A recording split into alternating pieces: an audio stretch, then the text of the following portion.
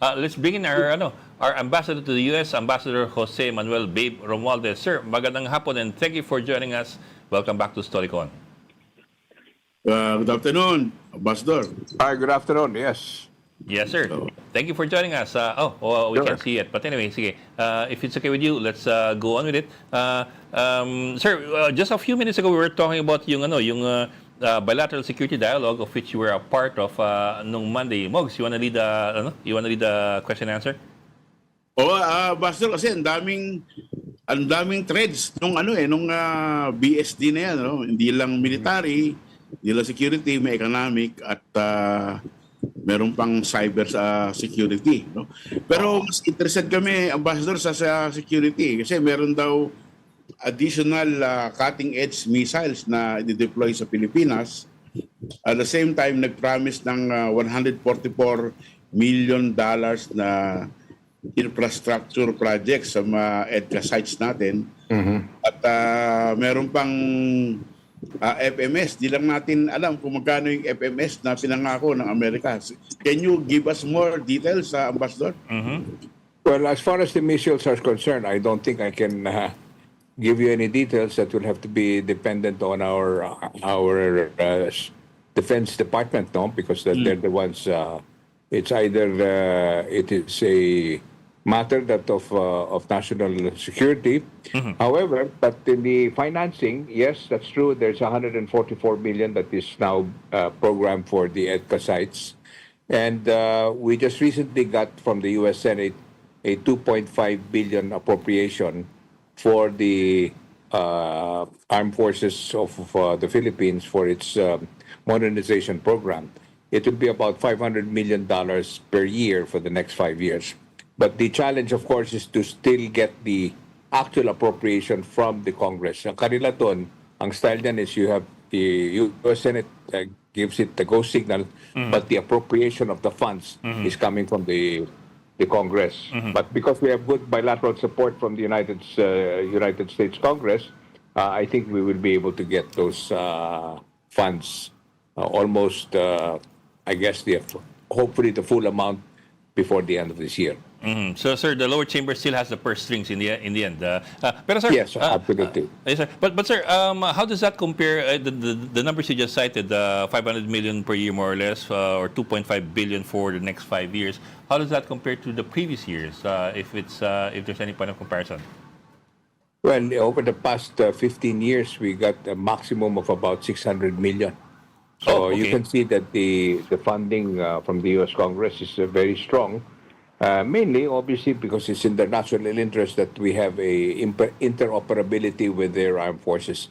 So it's a full-blown operation that they're doing now because of our alliance. And yes, the discussions last Monday were clearly on the defense side, but we also have some economic discussions on the economic side. Ambassador, you mentioned about the $2.5 billion assistance from the US. How is it different from the PERA law that was proposed in Congress? Is it the one? Ano yung PERA law o it's different? Ito yung PERA law na sponsored by Senator Haggerty at saka Senator Kane. Senator Haggerty is a Republican from Tennessee and si Senator Kane is from Virginia. Okay. So yung naman pong sa EDCA sites, no, $144 million yung ilalagay ng Amerika dyan sa nine po ba na locations at ano po ang kanilang priority? Well, the priority is to improve the sites, even yung mga let's say, for instance, yung mga runways that need to have stronger runways because they plan to deploy, or not deploy, but use it for the new aircraft. I don't know whether the F-35s are going to be landing in those areas, but that's part of the plan. Sir, tapos yung 2.5 billion that you're referring to over the next 5 years, this is what you call defense credits ba? In other words, these are amounts that we have to use to buy U.S. Equipment with, or this is outright cash with which we can... foreign military financing, which is really very, very lenient terms that is given to allied countries. And of course, we have to buy all U.S.-made defense. Okay. Ambassador, kasi kasama dyan sa 2.5 billion, I remember that in the NDAA in December, they also provided 1 billion loan to the Philippines. Is the Philippines It was out.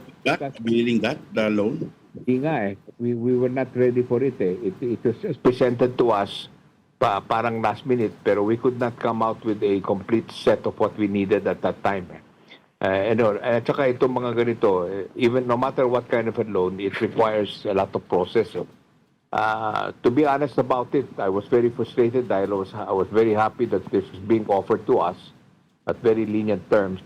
And this is part of the modernization. And we could just deploy it for anything we really felt was. In other words, we could be the one to dictate kung ano yung saan natin yung 1 billion. May process tayo that would take something like 4 to 5 months. They could not wait.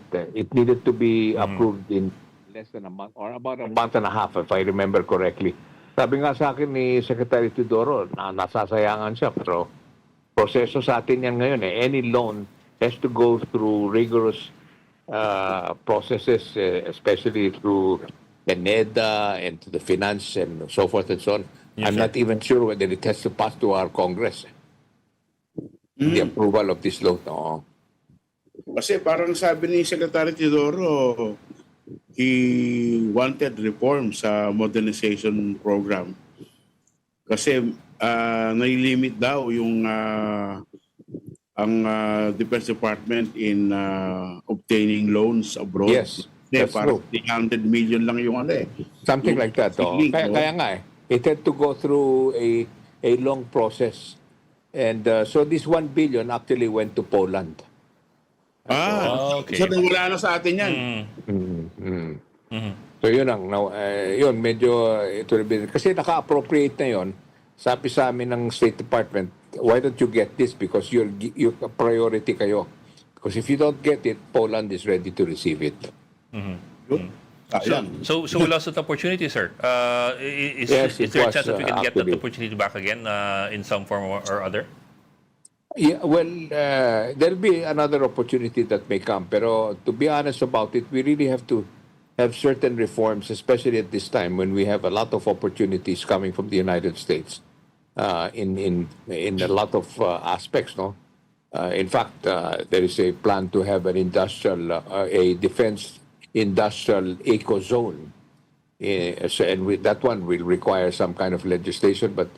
Right now, our focus is obviously with the issues there in the Philippines now, here in the Philippines, and we need to be able to, our priority should really be on things like this. That this is for the defense of the Philippines. We're facing a big challenge right now in many aspects, and I think that if we don't take this opportunity now, baka malusutan tayo one day. That is what worries me a lot. Sir, the 2.5 billion again, going back to that over 5 years, have we already identified more or less where we want to put the bulk of that financing? I do recall kasi before we were talking about the possibility of getting fighter jets, either F-16s or a European model from Saab and down the line. Do we have an idea there?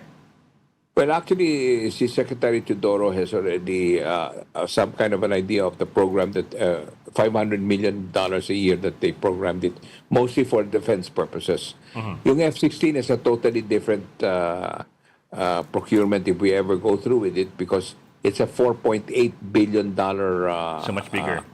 It's a very large amount, and that requires really major funding. But hopefully we can get the financing for that by turning it into a commercial sale, which means to say we can get a loan, a soft loan from other entities from the United States that might be able to lend it to us on a longer term that will be more affordable for us. Pastor, gusto lang confirm sa inyo, no, yung $500 million a year. Siguro ang priority daw po command and control and cybersecurity. Tama po ba? Yes, yes. Right now, that is one of our biggest, what you call this, priorities right now. Kasi diyan tayo may problema sa cybersecurity lalo na. Because, if we are to be, hope it never comes, pero kung may mangyari man na, interoperability right now, yung cyberspace is the key. Like, just to give you an example, yung nangyari do sa Venezuela when the United States decided to get Maduro, cyber was the key component of that whole exercise. They were able to jam everybody, and communications from the ground by the Venezuelan armed forces was almost zero. Pati And that's kuryente. why so the way they even show of force yun. The United States showed force by what they can do without having any casualty whatsoever, and pick up a leader of a country and bring them to the United States. And that is cybersecurity is one component that's very, very important because everything is almost controlled to the cyberspace. So sa Pilipinas po, yan ang ating isa sa mga vulnerabilities. Absolutely. Pag hindi tayo we cannot operate with the United States as, for instance, if we need to have, kung ang ating cyberspace is penetratable, no? So kailangan talaga, it has to be really clear-cut na walang makakapasok dyan. And it requires a lot of resources to be able to do something like that.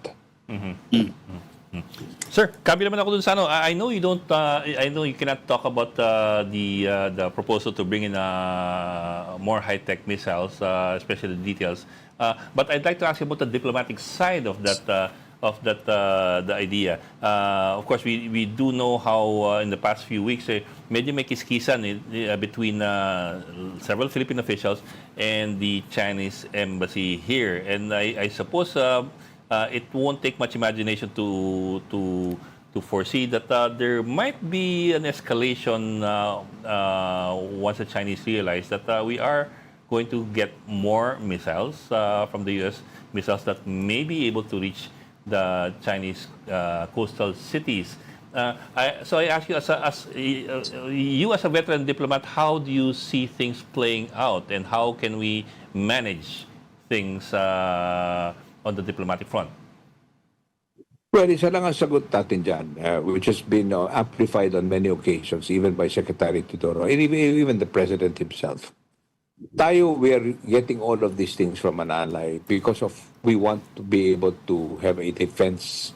It's part of our defense strategy. A credible defense. It's purely for credible defense.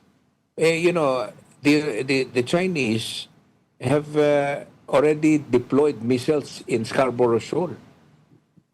I mean, it's really, it's ironic that they're telling us, why are you getting this? When in fact, they're right at our doorstep. And it's being contested. So, sabi nga ng Presidente, when we had a meeting with him, isa lang ang hinihingi niya. Huwag ninyo kaming harasin at saka allow our fishermen to fish where they've been fishing for more than 100 years. But sabi niya, we will cancel all of these agreements we have the United States on EDCA sites. But we have to defend ourselves. That's the bottom line. They're telling us to do this and do that. We will talk to you. Now they're even threatening us with coercion, economic coercion. Paano naman tayo mag-uusap sa kanila kung gano'n ang ano nila sa atin? And then every time there's an incident, they blame us for all of this. That's why it's very hard to really, on the diplomatic side, the Department of Foreign Affairs is tasked to try to find ways and means to be able to have a dialogue with a potential adversary like China. But how can we, when the public, our public here, is very much against the kind of activities that China's been doing over the past how many years now? That's why 85% of our people are supportive of our relationship with the United States. Makikita mo naman And of course, our politicians are playing up to what the people really feel. And so it's very difficult for really diplomats nowadays to try to find a way to be able to have a dialogue. Kung ganyan ang ano. That's why we're asking the Chinese embassy in the Philippines to try to tone down dahil they're just adding more fire into already a fiery situation. And the only way is for us to have a sincere, really important dialogue that we can try to trace out. We will never agree on territorial claims, but at the very least, we can bring down the level of tension in the area. And the more these things happen, the more we lean towards our ally like the United States and other countries as well. Yun lang yun eh. And that's why it's ironic that they're telling us, they're complaining about all of these things that we're doing. But look at the mirror and see what you're doing. That's all there is to it. Yes, sir. Sir, if I may, sir, just to make sure I got it right, did I get you right that you said na, as far as the president is concerned, itigil lang nila ang paghaharas nila sa ating mga mangingisda at sa ating mga vessels doon. And we could consider the possibility of canceling the agreements on the EDCA and all that. Let's put it this way. The reason why we have all of this is plain and simple. We want to defend ourselves for what we feel, what our people feel, that we are being aggrieved by all of these movements that they're making. The mere fact that our fishermen cannot go out to do their livelihood is already an affront to us as a people. What do you expect the president to do? Obviously, we have a country that now jibes with our interests to protect our shores and our territorial claims. And it is an old ally of ours. We've had the Mutual Defense Treaty since 1951. Then we take advantage of that relationship to be able to defend ourselves. Now, if there is none of this, let's turn back the clock to the early 1990s, or maybe even before that, and even during the time of President Marcos Sr., where we opened relations with China, we were at the high point of our relationship at some point in time. But it's that thing has gone down into a level that is very sad to say the least, no? Kasi they're our neighbor. We want to have we had a good relationship with our neighbor, and that's what we're working on. The Department of Foreign Affairs continues to try find ways and means to be able to reach out to China and have a real serious dialogue into finding ways where we can work together. We may never agree on the territorial claims, but at the very least, there are many common things that we can work with. Yun ang ating hinahanap dyan. Yes, sir. Yes, sir. Sir, one more thing, sir. I'm not sure if I heard you right. You said the Chinese already have missiles on Scarborough Shoal, or were you referring to the artificial islands? Well, no, the photos that we've seen shows that it's now a military base. We have the been artificial warning islands. we have been warning people about that for many years. That all of this buildup of these reefs and turning it into a base is now a fact. You know? Intelligence photos show clearly that it's now a military base. So, Ambassador, ito bang Scarborough ay na-reclaim na ng China? Well, alam mo naman yung history dyan. Nandyan tayo noon. And really, ito, I think both whoever, let me just go back to what happened in the 1990s. We were already occupying that area. Meron na tayong mga sundalo doon and whatever it is that we had. And at that time, the Chinese, of course, were also present there. Then Secretary, or now, he was our Secretary of Foreign Affairs and he was our ambassador to Japan, si Jun Siason, Domingo Siason. Yeah, he wanted to run for Secretary General of the United Nations at that time. So he told, kasi our military was prepared to already build something there para meron na nandun na tayo talaga permanente na. Pero sinabi niya kay President Ramos, kung pwede, wag na muna natin gawin yan kasi kailangan niya ng suporta ng China. Just so that he will be able to get in as a Secretary General. This is the what I read in the history or some of the readouts on what happened at that time. So hindi natuloy yung ating plano to build something in that area.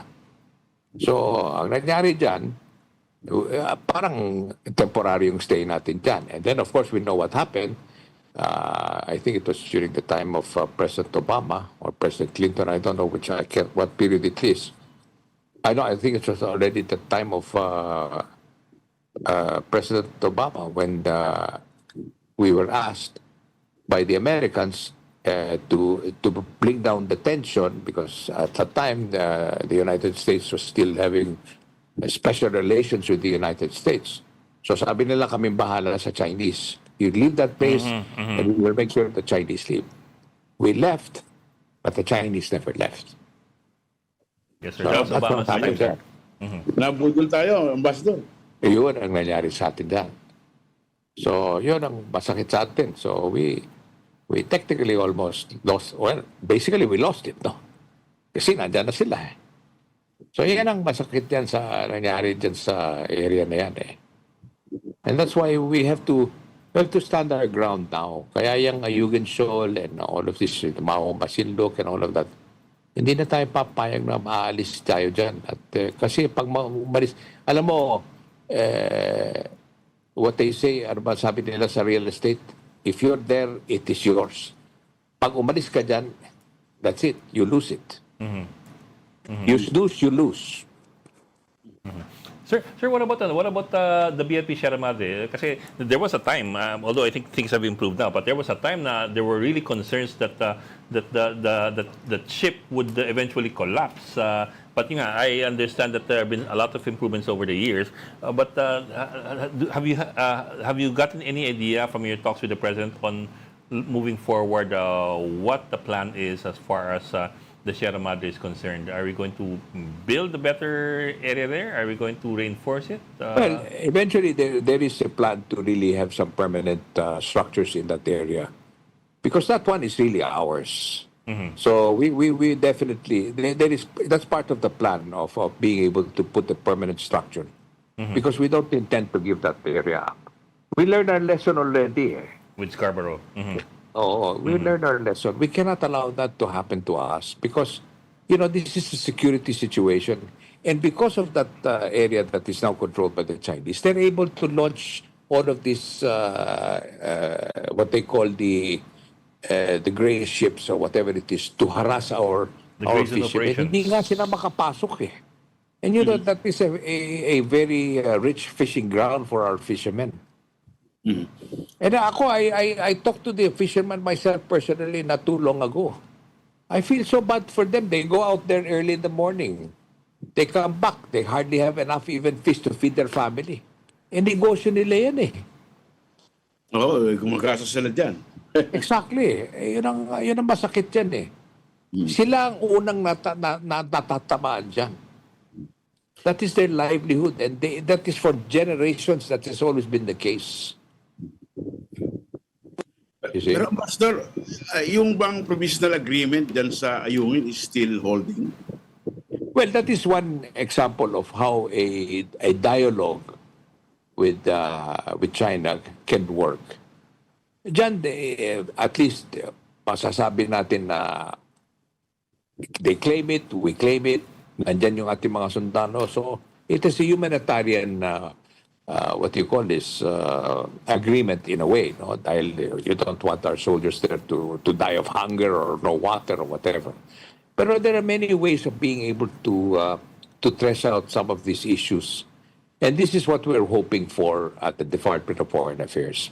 And that's why this thing about the continuing tension that is being, well, I don't want to say it's being perpetrated by one side or the other. The bottom line is we're hoping that these types of exchanges will start to simmer down so we can sit down and be more serious about ways and means. Lalo na ngayon that we're the chair of the ASEAN Summit. There's an opportunity for us to show a lot of statesmanship in dealing with situations like this.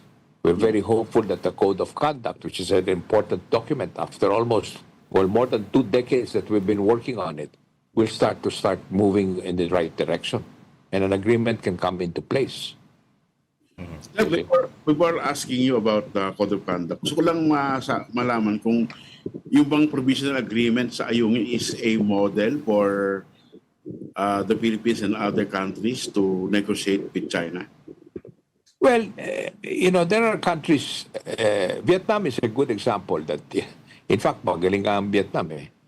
Tayong nasa forefront, sila quietly, they're building their own, some of it is even part of ours, no? But since we have good relations with Vietnam, but theirs, they've been able to build, and it's being claimed also by China. They were able to build a structure, or even, I think it's probably even a base, if I'm not mistaken. And yet they're able to have a relationship with China. They have very strong economic trade. So it's a good model for that one. Yung Ayungin Shoal is a model for dialogue that can resolve issues instead of us fighting it out into the sea by blaming each other, by itong mga cannons and water cannons and lasers and so forth and so on. Very high on tension dyan noon. At least now it's simmered down. Sir, going back to the Code of Conduct, sabi ng DFA, they wanted that negotiations to be concluded in Manila this year. Are you also confident that that will happen? Well, let's put it this way. It's an opportunity for us. We're talking to many of our ASEAN friends, and they're hopeful just as we are.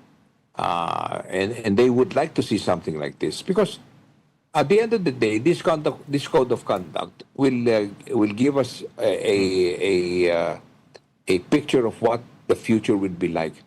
Ang importante sa lahat at the end of the day is economic activity.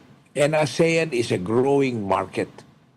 And because of what's happening now with the United States, the Trump administration is on the America First mantra. It's an opportunity for many countries to start looking at other markets. And China is one of them. They need another market outside of the United States. And the ASEAN, we're about close to 700 million people, a big market. Europe, the same thing. So there's a lot of economic opportunities. Pero kailangan, we have to find ways and means to have some form of decorum that will not, that the security situation will not be in the forefront. Because business is security is number one in terms of investments. If a country is not in turmoil, or there's a situation like what's happening in Europe right now in Ukraine, businessmen will shy away from investing at this point in time. Yes, sir. Okay. Okay. We'd like to say thank you very much to our ambassador to the U.S., Jose Manuel Babe Romualdez. Thank you, sir, for joining us this afternoon. Thank you. Okay. Thank you. Thank you to both of you. Thank you.